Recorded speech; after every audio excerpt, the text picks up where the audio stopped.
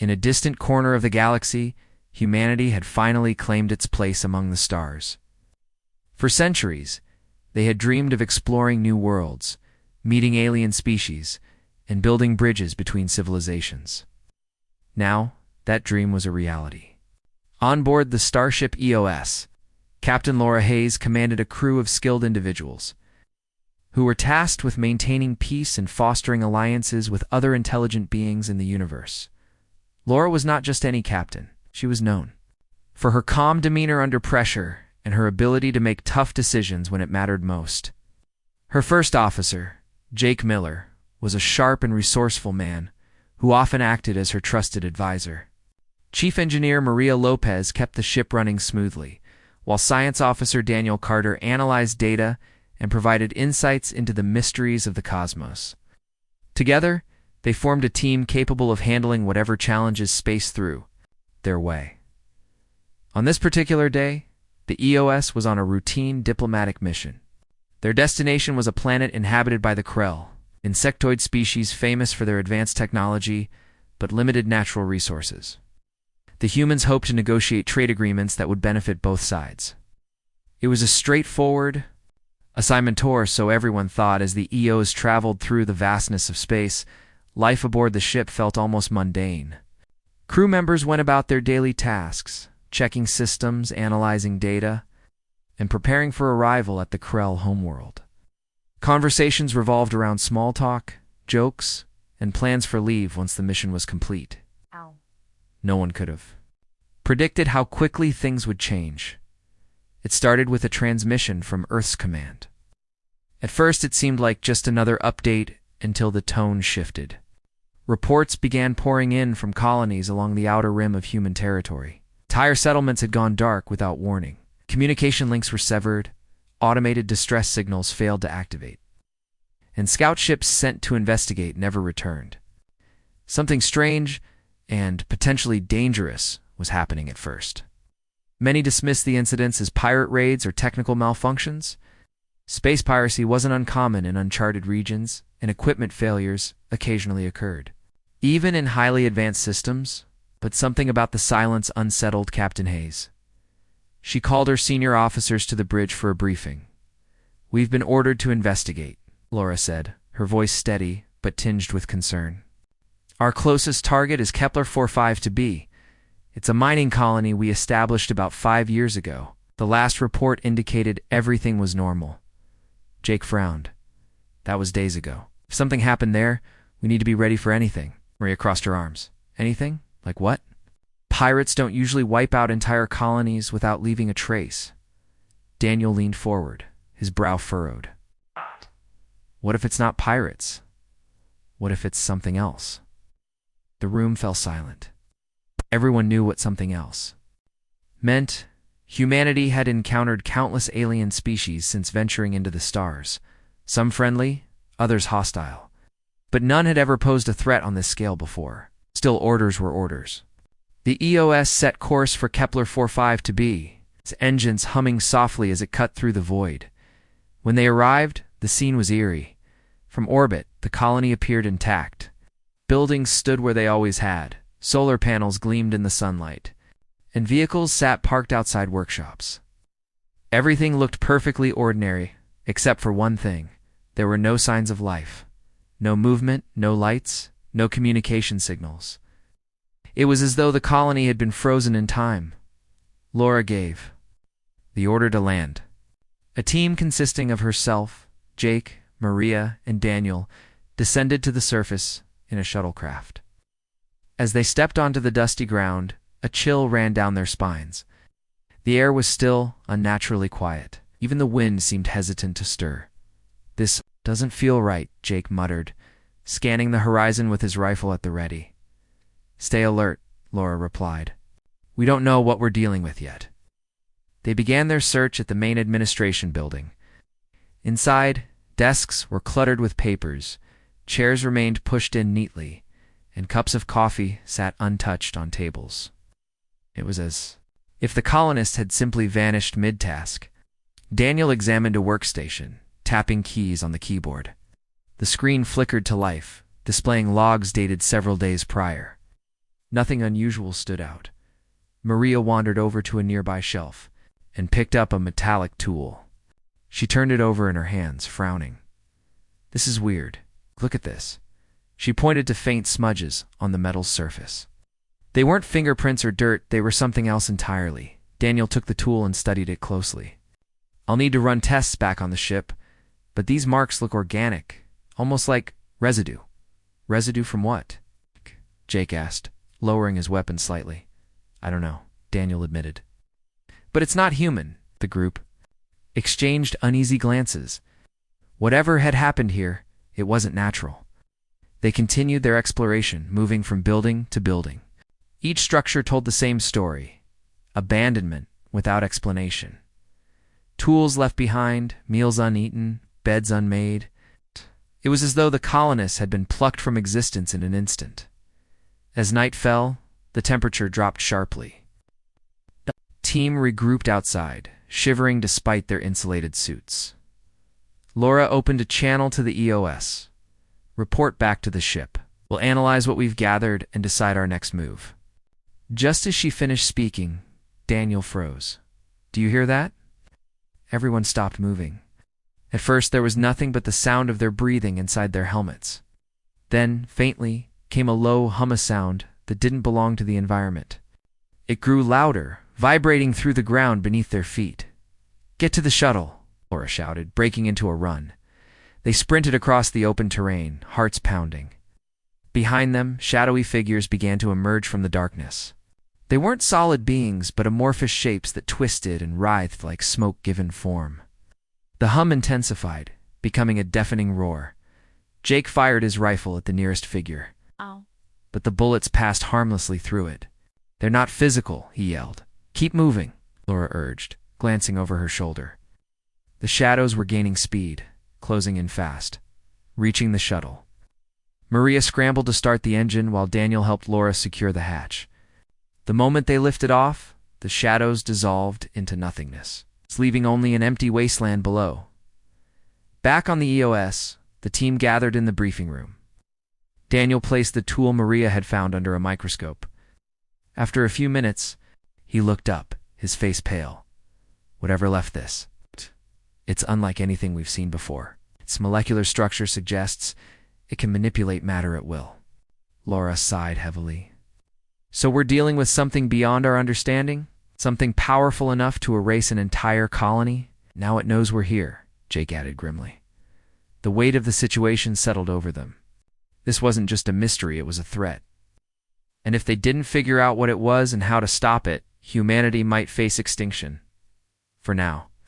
Though all they could do was prepare for the worst. The EOS jumped to light speed, heading toward the next colony on their list. But deep down, each member of the crew knew one thing for certain. Whatever awaited them, it wouldn't play fair. After the unsettling discovery on Kepler 45b, the crew of the EOS was left with more questions than answers. The shadowy figures they had encountered were unlike anything humanity had faced before. They weren't physical beings, yet they moved. With purpose, they didn't speak, yet their presence carried a chilling weight. And worst of all, they seemed to know the humans were there. Captain Laura Hayes sat in her quarters, staring at a holographic map of human colonies scattered across the galaxy. Each blinking dot represented a world where people lived, worked, and dreamed of better futures. But now, those dots felt fragile, like candles flickering in the wind. If the entities that wiped out Kepler 452b were targeting other colonies, humanity's survival hung by a thread. She wasn't the only one struggling to process what had happened. First Officer Jake Miller paced the corridors of the ship, replaying the events in his mind. He couldn't shake the image of the shadowy figures twisting and writhing behind them as they fled. Chief Engineer Maria Lopez spent hours running tests on the tool they had brought back, trying to make sense of its strange residue. Science Officer Daniel Carter buried himself in research, searching for any record of similar phenomena. None of them could find peace. The EOS arrived at its next destination, a colony on Proxima Centauri, beat 2 days later. This settlement was larger and more advanced than Kepler 45b. serving as a hub for trade and scientific research. As the ship entered orbit, the crew braced themselves for another grim scene. But when they scanned the planet, everything appeared normal. Communications signals were active. Lights glowed from buildings and automated systems reported no irregularities. "It doesn't make sense," Daniel said, frowning at the data streaming into the science console. "Why would one colony disappear while this one seems fine?" "Maybe we got lucky," Jake suggested, though he didn't sound convinced. Laura hesitated. Something about the situation felt off. "We'll send down a team to investigate. Stay sharp." This time, the away team consisted of Laura, Maria, and 2 security officers. They landed near the colony's central plaza, a bustling area filled with shops, markets, and public spaces. At first glance, everything seemed ordinary. People walked along the streets. Vendors called out to potential customers, and children played nearby. It was almost too perfect. "Something's wrong," Maria whispered as they stepped out of the shuttle. "Look at them." Laura followed her gaze. The colonists moved stiffly, their expressions blank. Conversations lacked emotion, and laughter sounded hollow. Even the children's play felt mechanical, as if they were going through the motions. Without understanding why, one man approached them, his face eerily calm. "Welcome to Proxima Centauri B," he said in a monotone voice. "How may we assist you?" "We're here to inspect the colony," Laura replied cautiously. "Is everything functioning properly?" "Yes," the man answered immediately. "Everything is functioning perfectly." Maria nudged Laura. "They're not acting right. It's like they're not really here." Before Laura could respond, a loud crack echoed through the air. Everyone froze. The colonists turned their heads in unison, their movements synchronized like puppets on strings. Then, slowly, they began walking toward the edge of the plaza. "What's happening?" one of the security officers asked, raising his weapon. "Don't know," Laura said, gripping her own rifle tightly. "Oh, but I don't think it's good." The ground beneath them trembled slightly. A low hum filled the air, the same sound they had heard on Kepler 4-5b. Shadows began to form around the edges of the plaza, was swirling and stretching until they took shape. These weren't just wisps of smoke, they were humanoid figures, taller and more defined than before. Their eyes glowed faintly, and their mouths curled into sinister grins. "Fall back," Laura shouted, firing a shot at the nearest figure. Like before, the bullet passed harmlessly through it. The shadows advanced, surrounding the team. The colonists stopped moving, standing motionless, as if waiting for something. One of the security officers panicked and ran toward the shuttle, but he never made it. A shadow lunged forward, enveloping him completely. His scream cut short as he vanished, leaving behind only a faint outline on the ground. "We need to get out of here," Maria yelled, grabbing Laura's arm. The remaining 3 sprinted toward the shuttle. Dodging tendrils of darkness that reached out to grab them, behind them the shadows merged into a single massive entity towering over the plaza. Its voice boomed deep and resonant, though it spoke no words anyone could understand. The ground cracked beneath its feet, and the air grew thick with an oppressive energy. Reaching the shuttle, Laura slammed her hand on the control panel to open the hatch. Maria climbed in first, followed by the surviving security officer. Laura hesitated, looking back at the colonists still standing frozen in place. Their eyes were wide with terror now, their bodies trembling as the shadow loomed closer. "We can't save them," Maria pleaded, tears streaming down her face. "If we stay, we'll die too." Reluctantly, Laura jumped inside and sealed the hatch. The shuttle lifted off just as the shadow slammed its fist into the ground, sending shockwaves rippling outward. Below, the colonists collapsed, their bodies dissolving into the same organic residue the team had found earlier. Back on the EOS, the crew regrouped in the briefing room. No one spoke for several minutes. The footage from Proxima Centauri B played on a monitor, showing the shadows' relentless advance and the colonists' horrifying fate. It was clear now, whatever these entities were, they weren't content to simply erase settlements. They consumed them, absorbing every trace of life and leaving nothing behind. "They're feeding," Daniel said finally, breaking the silence. "That's why they target colonies. They feed on fear, chaos, maybe even the essence of living beings. But why are they doing this? Jake asked. What do they want? I don't think they have motives like we do, Laura replied. They're not negotiating or trying to communicate. They're predators. And we're prey. Maria shook her head. If they're predators, then we need to fight back. Can't keep running. Daniel nodded. Agreed. But how? Bullets don't work and shields won't hold against something that isn't solid. Jake leaned forward, determination flashing in his eyes. Then we adapt. We figure out their weaknesses and hit them where it hurts. Laura stood up, her resolve hardening. We'll start by analyzing everything we've collected so far. There has to be a pattern, some clue we're missing. Until then, we warn. Every colony within range. If these things are spreading, humanity needs to prepare. Over the next few hours, the crew worked tirelessly.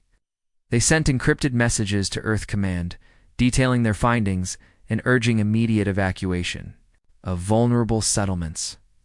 Daniel studied the residue samples, hoping to uncover a vulnerability. Maria tinkered with the ship's defenses, brainstorming ways to counteract the Shadow's abilities.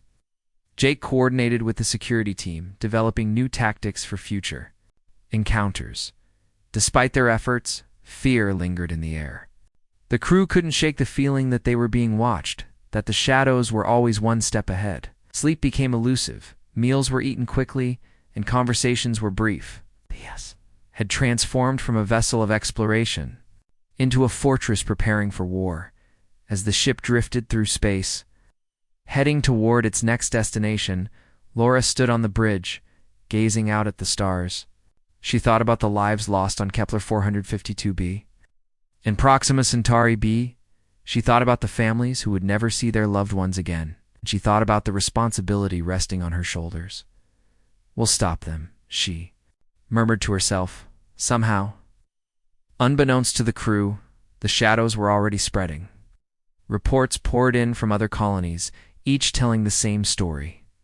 Sudden disappearances, eerie silences, and faint traces of organic residue. Humanity's darkest hour had begun, and the battle for survival was only just getting started. The crew of the Eos had seen too much death. Each colony they visited ended in tragedy, leaving them with more questions and fewer answers. The Shadows, now called Reapers by the crew, were relentless. They moved silently, struck without warning, and consumed everything in their path. No one knew where they came from or why they targeted humanity. But one thing was certain: they weren't going to stop. Captain Laura Hayes stood on the bridge, staring at a growing list of coordinates.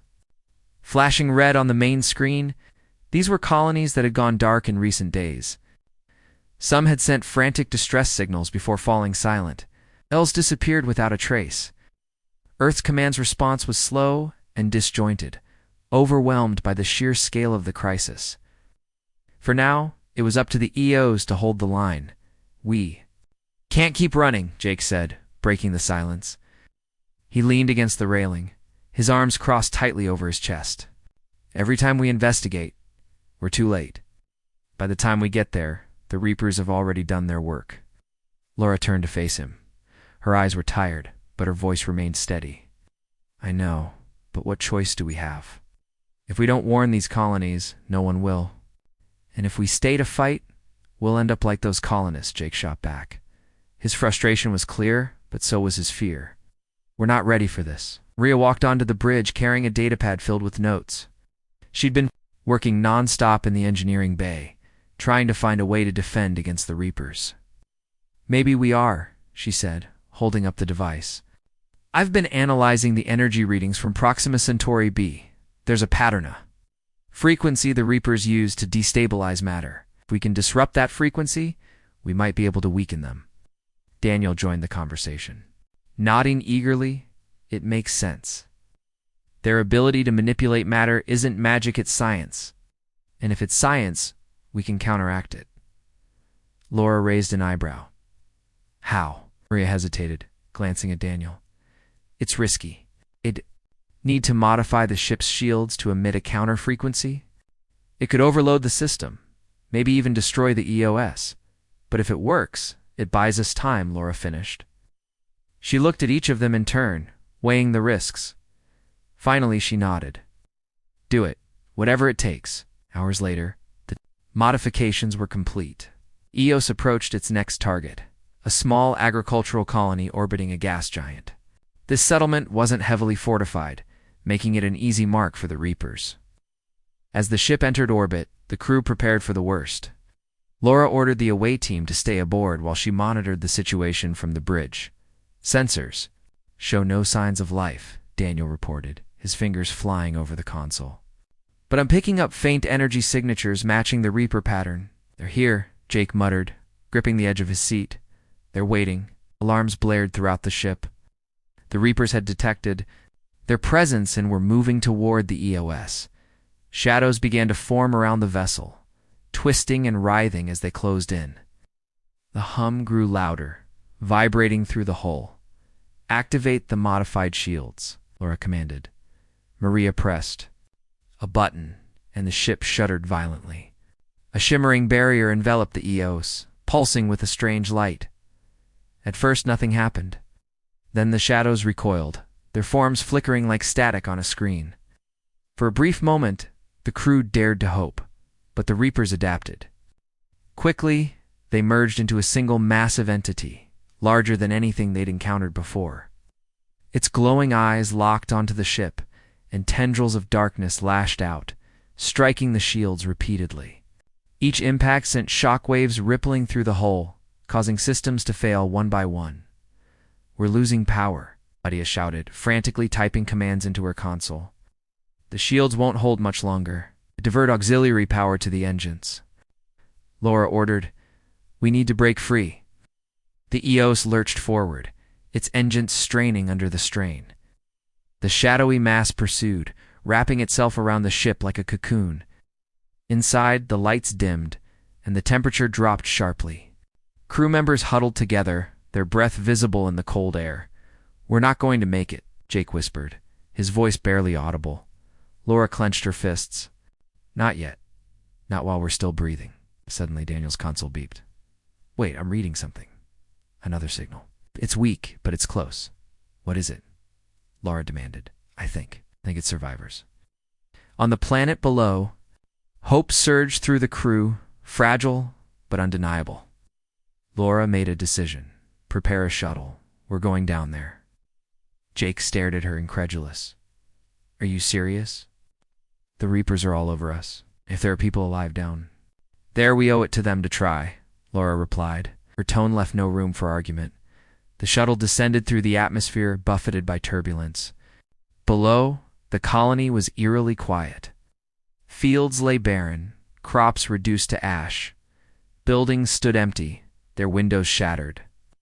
The only sound was the wind howling through the ruins. This place feels dead, Maria said, clutching her rifle tightly. Stay sharp, Laura reminded them. If there are survivors, they'll need our help. They followed the signal to a bunker buried beneath the surface. The entrance was sealed, but Maria managed to override the lock. Inside, they found a group of terrified colonists huddled. Together, children clung to their parents, and adults stared blankly at the newcomers, too exhausted to speak. A man stepped forward, his face gaunt but determined. You're human, he said, relief washing over his features. Thank God. You're here. What happened? Laura asked. The Reapers came 2 days ago, the man explained. They took everyone who tried to resist. The rest of us hid underground, hoping they'd leave. But they haven't stopped searching. Laura exchanged a glance with Jake. How many are left? About 50, the man replied. Mostly women and children. We'll get you out of here, Laura promised. But we need to move fast. Back on the EOS, tensions ran high. The ship's systems were barely functional, and the Reapers continued to press their attack. Laura coordinated with Maria and Daniel to stabilize the vessel while Jake led efforts to evacuate the colonists. Time was running out. Shields are down to 20%, Maria yelled. We can't take another hit. Engines are overheating, Daniel added. We don't jump soon, we're done for. Laura gripped the armrests of her chair, her mind racing. Plot a course for the nearest safe zone. Maximum thrust. The Eos roared to life, its engines blazing as it broke free from the shadowy mass. Behind them, the Reapers screamed a sound that echoed across space, chilling everyone who heard it. The ship limped into hyperspace, leaving the devastated colony far behind. In the hours that followed, the crew tended to the survivors, providing food, water, and medical care. The colonists shared stories of the Reapers' attacks, painting a picture of an enemy that thrived on chaos and despair. Humanity's resilience was being tested like never before, as the EOS drifted through the void. Laura gathered her senior officers in the briefing room. The mood was somber, but resolute. "We've lost too many," she said, her voice heavy with emotion, "but we're still standing." "That means something." Jake nodded. "We've learned a lot about the Reapers, their weaknesses, their tactics. Next time, we'll be ready," Maria added, "and we're not alone." Other ships are starting to report sightings. Humanity's fighting back. Daniel looked at each of them, his expression grim but hopeful. "This isn't just our fight anymore. It's everyone's fight." Laura stood, straightening her uniform. "Then let's make sure we win it." For now, the battle raged on. Colonies continued to fall, and the Reapers showed no signs of slowing down. But aboard the EOS, a spark of defiance burned brightly. Humanity had faced extinction before and survived. This time would be no different. Farther out in the galaxy, whispers spread among other species. Some saw the Reapers as an unstoppable force, destined to consume all life. Others saw humanity's resistance as proof that even the smallest spark could ignite a flame. Whatever the truth, one thing was certain: the day the Reapers stopped playing fair would be remembered forever. The Eos limped through space, its battered hull a testament to the battles it had endured. Inside, the crew worked tirelessly to repair the damage caused by their encounter with the Reapers. The survivors from the agricultural colony were settled. In temporary quarters, their faces etched with exhaustion and grief. Despite the chaos, there was a sense of purpose aboard the ship. Humanity was fighting back not just for survival, but for hope. Captain Laura Hayes stood on the bridge, staring at a map of the galaxy projected onto the main screen. Red dots marked colonies that had fallen to the Reapers, while blue dots represented those still holding on. Between them lay vast stretches of uncharted territory, home to countless alien species. Some had allied themselves with humanity. Others remained neutral or hostile. But as the Reapers spread unchecked, alliances began to shift. "We can't do this alone," Laura said, turning to her senior officers. "We need help." Jake nodded grimly. "I agree. But who's going to side?" "With us, most species see humans as weak compared to the Reapers."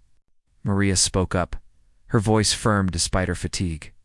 "What about the Xylothians? They've got advanced tech and a grudge against anyone threatening their territory." Daniel frowned. "True, but they're not exactly friendly toward us. Remember what happened during the border skirmishes?" Laura crossed her arms. "Desperate times call for desperate measures. We'll reach out to them. Nothing else. Maybe they'll listen long enough to hear our proposal." The decision was made to send a message to the Xylothian Council, requesting an emergency meeting. The Xylothians were a reptilian species known for their cold logic and fierce independence. Their empire spanned dozens of star systems, protected by fleets of sleek, heavily armed warships. Relations between humans and Xylothians had been strained for years due to disputes over contested regions of space. But now, with the Reapers threatening everything, old grievances seemed less important, to everyone's surprise. The Xylothians responded within hours. Chancellor Renak, leader of their council, agreed to meet aboard his flagship, the Virith. The EOS set course for the rendezvous point, its crew preparing for what could be their last chance at forging an alliance. When the two ships docked, Laura led a small delegation consisting of herself, Jake, Maria, and Daniel. They stepped onto the Virith, greeted by a squad of Xylothian guards armed with plasma rifles. The air inside the ship was warm and humid, designed to mimic the jungle-like environments of their homeworld. Chancellor Renak awaited them in a grand chamber filled with holographic displays showing battle formations and tactical data. He was taller than most humans, his scales shimmering in shades of green and gold. His slit-pupiled eyes scanned the group coldly before he spoke. "You have trespassed into our space," Renak began, his tone clipped and formal. "Explain yourselves, Laura." Stepped forward, meeting his gaze without flinching. "Become seeking your aid, Chancellor? Threat greater than any we've faced is spreading across the galaxy. It has already claimed countless lives, including some of your own people." Renak's expression didn't change, but a faint flicker of interest passed over his face. "Continue." She described the Reaper's attacks in detail, sharing footage from their encounters.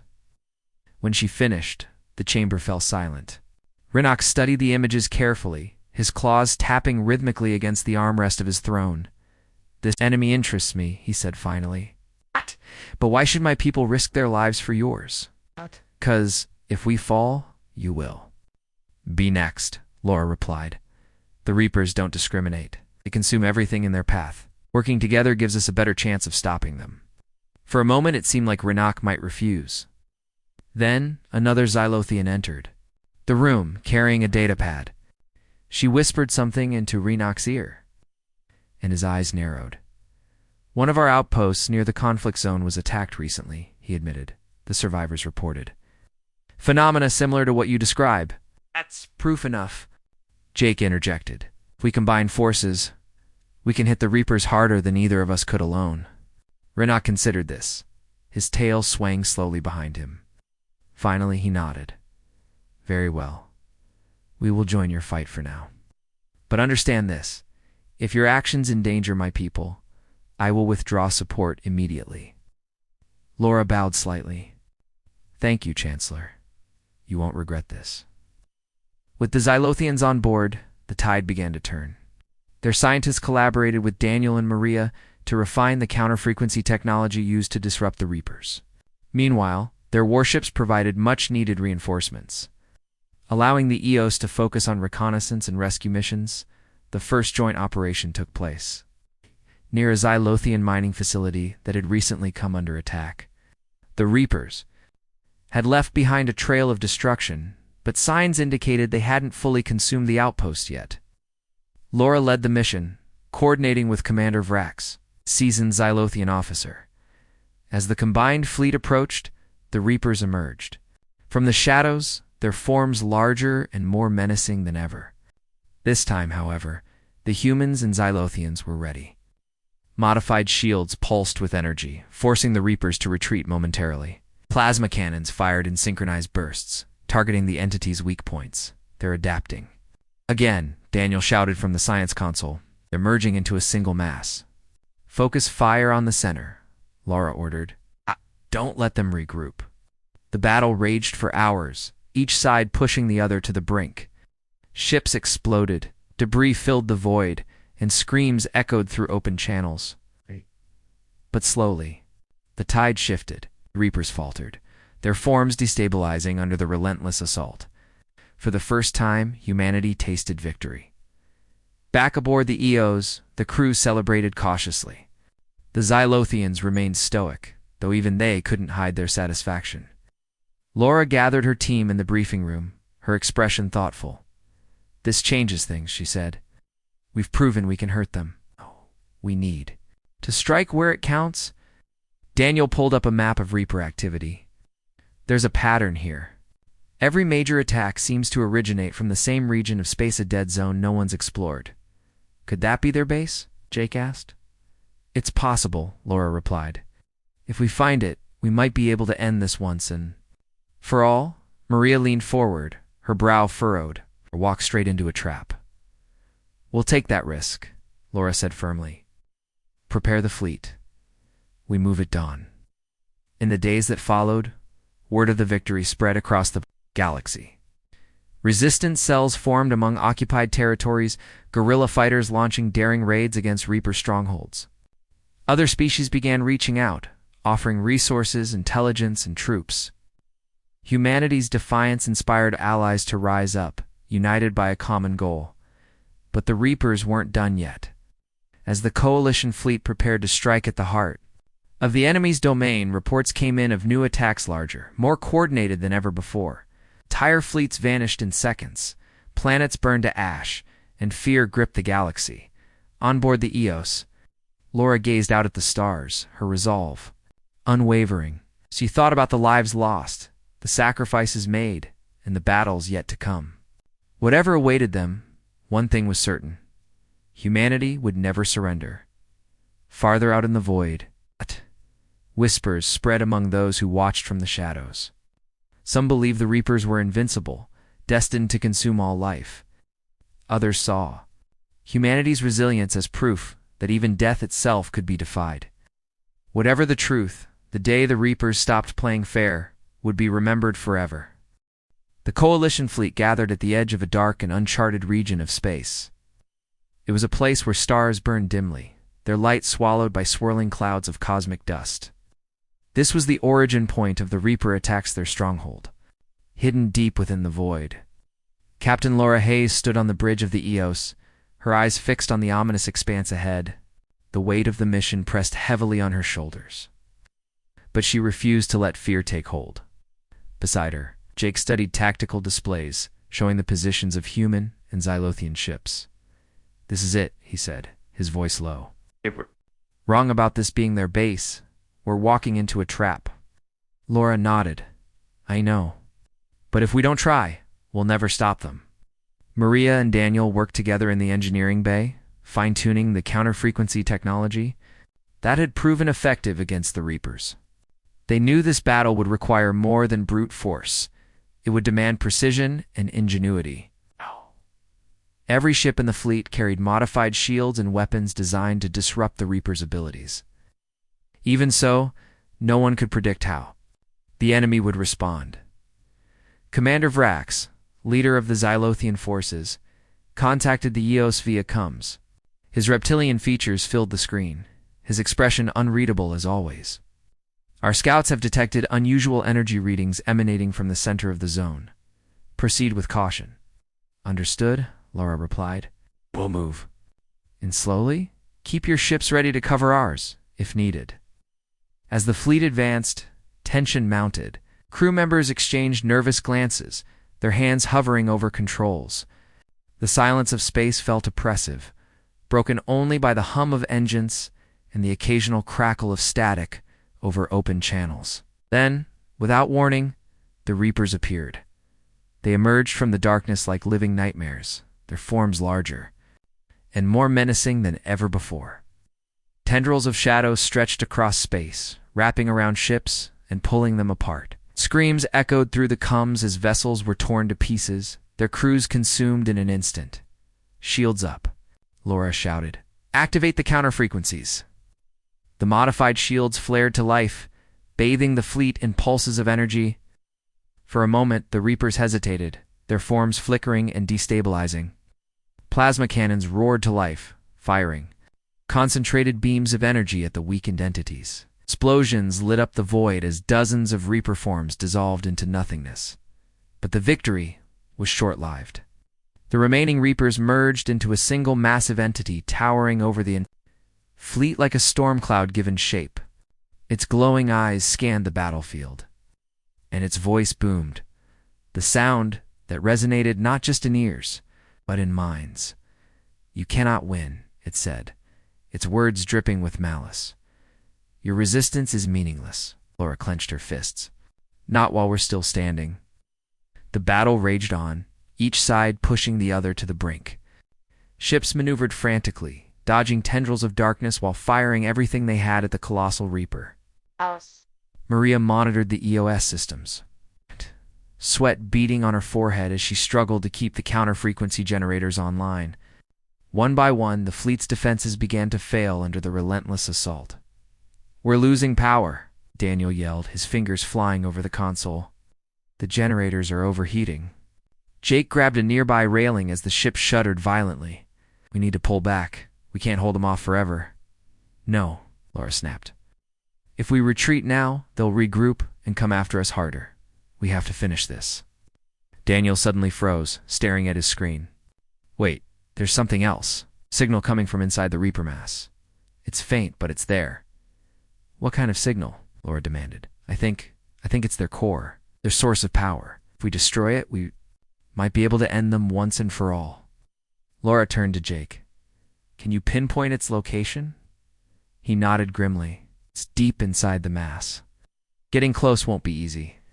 Then we'll make it happen, Laura said, her tone leaving no room for argument. She opened a channel to the entire fleet. All ships, focus fire on the Reaper's central mass. Draw its attention away from the EOS. We're going in. Plan was risky suicidal. Even but the crew trusted Laura implicitly. As the rest of the fleet launched a coordinated attack, the EOS slipped past the chaos and dove straight into the heart of the Reaper mass. Shadows swirled around the ship, battering its hull and trying to drag it down. Side alarms blared and sparks flew from overloaded systems. This is insane, Maria shouted, bracing herself against her console. We're not going to make it. Yes, we are, Laura replied, her voice steady despite the chaos. Stay focused. Finally, they reached the core, a pulsating crystalline structure floating in the void. It radiated waves of energy, feeding the Reapers and sustaining their existence. Laura turned to Jake. We need someone to pilot a kamikaze craft loaded with explosives directly into the core. Any volunteers? Jake stepped forward without hesitation. I'll do it. No, Laura said firmly. You're my first officer. I need you here. I'm the best pilot we've got, Jake argued, and you know it. Let me do this. For a moment, Laura hesitated. Then reluctantly, she nodded. Good luck. Jake climbed into the shuttlecraft, strapping himself in tightly. Over the Cumsey spoke to the crew one last time. Tell Earth we didn't go down without a fight. With that, he launched the shuttle, weaving through tendrils of darkness toward the core. The Reapers sensed the threat immediately, lashing out with everything they had. Plasma bolts and debris filled the void as Jake pushed the craft to its limits. Gritting his teeth, he activated the self-destruct sequence and rammed the shuttle straight into the crystalline structure. A brilliant flash of light engulfed the area, followed by a deafening roar. The core shattered, sending shockwaves rippling through space. The Reaper mass screamed, a sound heard even by those light years away, and dissolved into nothingness. Silence fell over the battlefield as the surviving ships regrouped, their crews stunned by what they had witnessed. Back aboard the EOS, the mood was somber. Jake's sacrifice had saved countless lives, but the cost weighed heavily on everyone. Laura stood on the bridge, staring out at the stars. Tears streamed down her face, but she made no effort to wipe them away. Behind her, Maria and Daniel worked quietly to repair the damaged systems, their movements slow and deliberate. Commander Vrax contacted the EOS once again. Your people have shown great courage, he said, his tone softer than usual. We will honor their memory. Laura nodded. Thank you, Commander. Without your help, we wouldn't have made it this far. As the fleet prepared to return to safer territory, reports began pouring in from across the galaxy. Colonies that had been under siege reported the sudden disappearance of the Reapers. Survivors emerged from hiding, their faces filled with disbelief and gratitude. For the first time in months, hope returned to humanity.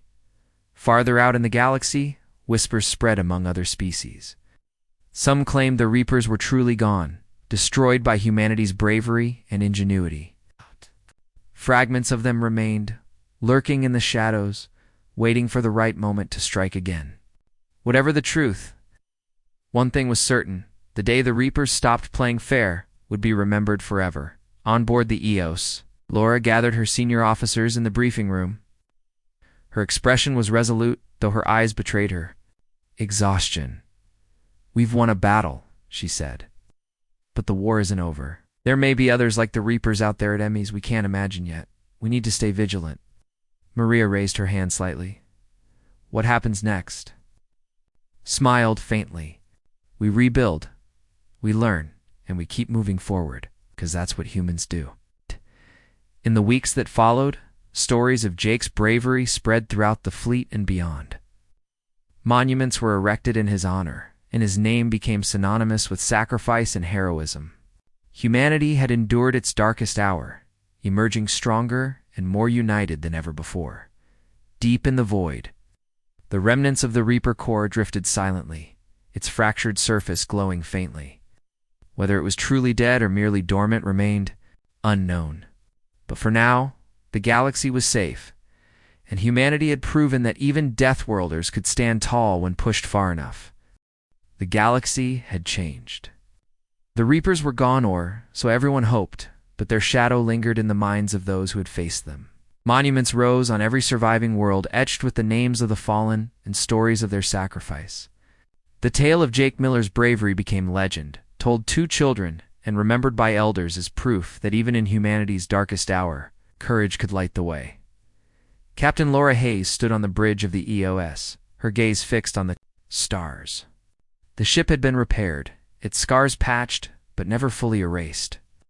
It was a reminder of what they had endured and what they might face again. Around her, the crew moved quietly, their steps measured and deliberate. They were tired, but they weren't broken. Not yet. Earth Command wants us back, Daniel said, breaking the silence. He held a datapad in his hands, his expression unreadable. They're calling for a full debriefing. Laura nodded slowly. We'll head there next. But first. She trailed off, turning to look at Maria. How's the analysis coming along? Maria leaned against a console, rubbing her temples. It's not good. We've been studying the debris from the Reaper core. Some of it's still active, like it's waiting for something. Waiting for what? Jake would have asked that question, Laura thought bitterly. But Jake wasn't here anymore. His absence weighed heavily on all of them. I don't know, Maria admitted. But if even a fragment of the Reaper survived, it could mean trouble down the line. Laura sighed. Then we keep looking. Keep searching. There's even a chance they're out there. We can't afford to drop our guard. As the EOS made its way toward Earth, word of the victory spread across the galaxy. Resistance cells formed among occupied territories, guerrilla fighters launching daring raids against any lingering threats. Other species began reaching out, offering resources, intelligence, and troops. Humanity's defiance inspired allies to rise up, united by a common goal, but not everyone celebrated. Among the Xylothians, whispers circulated about the cost of the alliance. Some believed Chancellor Rinnick had risked too much for humans, while others argued that the Reaper's defeat justified the losses. For now, peace held, but fragile alliances often crumbled under pressure. Commander? Brax contacted the EOS one last time before parting ways. Your people have earned our respect, he said, his tone grudging but sincere. Do not waste it. We won't, Laura replied. And thank you for everything. When the EOS finally docked at Earth's orbital station, the crew was greeted as heroes. Crowds gathered to cheer them on, waving flags and chanting their names. Laura stepped onto the platform, her uniform clean but worn. She scanned the sea of faces, searching for something she couldn't quite name. Hope, gratitude, closure. She wasn't sure. A young boy broke free from the crowd and ran up to her, holding out a crude drawing. It showed the EOS surrounded by swirling shadows, with a bright starburst in the center. This is you, the boy said shyly. You saved us. Laura knelt down, taking the picture gently. Thank you, she said softly. But remember this. It wasn't just me. It was all of us working together. Days later, Laura sat in a quiet corner of Earth Command's headquarters, going over reports from across the galaxy. Alanis. We're rebuilding, survivors returning to their homes, trade routes reopened, and life began to return to normal. But beneath the surface, tensions simmered. Old rivalries flared, and new fears took root. What if the Reapers came back? What if another threat emerged? Daniel joined her, carrying a stack of files. I've been reviewing the data from the Reaper core, he said, sitting down beside her. There's something odd about it. Laura raised an eyebrow. Odd how? It's like it's alive, Daniel explained hesitantly. Not in the way we think of life, but more like code, programming. I think the Reapers were created, not born. Laura frowned. By who? That's the problem, Daniel admitted. I don't know. But whoever it was, they're probably still out there. For a moment, neither of them spoke. The implications were staggering. If the Reapers were weapons, then their creators might be watching, waiting to see if humanity had learned its lesson or If they needed to send something worse, months passed, and the galaxy settled into an uneasy calm. Monuments to the fallen stood tall, their inscriptions serving as warnings to future generations. Stories of resistance and survival spread far and wide, inspiring unity among disparate species. Humanity had proven itself capable of standing toe-to-toe with the deadliest foes the universe could throw at them. But deep in the void, fragments of the Reaper core drifted silently. Their surfaces glowed faintly, pulsing with energy. Shadows danced around them, barely visible but undeniably present. In the distance, a signal hummed a call sent out across the cosmos, seeking answers. Elsewhere, beings watched and waited. They had seen the destruction wrought by their creations and marveled at humanity's resilience. Or now they chose to observe, their intentions unclear. Perhaps they would strike again. Perhaps they would leave the galaxy alone. Only time would tell. On board the EOS, Laura stood on the bridge once more, staring out at the stars. Beside her, Daniel worked quietly at his console, analyzing data and running simulations. Maria tinkered with the ship's systems, ensuring everything was ready for whatever lay ahead. Jake's absence was felt deeply, but his legacy lived on. In every decision they made, "We learned something important," Daniel said suddenly, breaking the silence. "Even Deathworlders can unite when pushed far enough." Laura nodded, a faint smile crossing her lips. "And we'll never forget the day they stopped playing fair." Farther out in the galaxy, whispers spread among those who watched from the shadows. Some believed the Reapers were truly gone, destroyed by humanity's bravery and ingenuity. Others feared fragments of them remained, lurking in the darkness, waiting for the right moment to strike again. Whatever the truth, one thing was certain. The day the Reapers stopped playing fair would be remembered forever. As the EOS prepared to embark on its next mission, Laura turned to her crew. "Stay sharp," she said firmly. "The galaxy's counting on us." And with that, the ship roared to life, disappearing into the stars. Humanity's journey was far from over, but for now, they had proven that even in the face of extinction, hope could endure.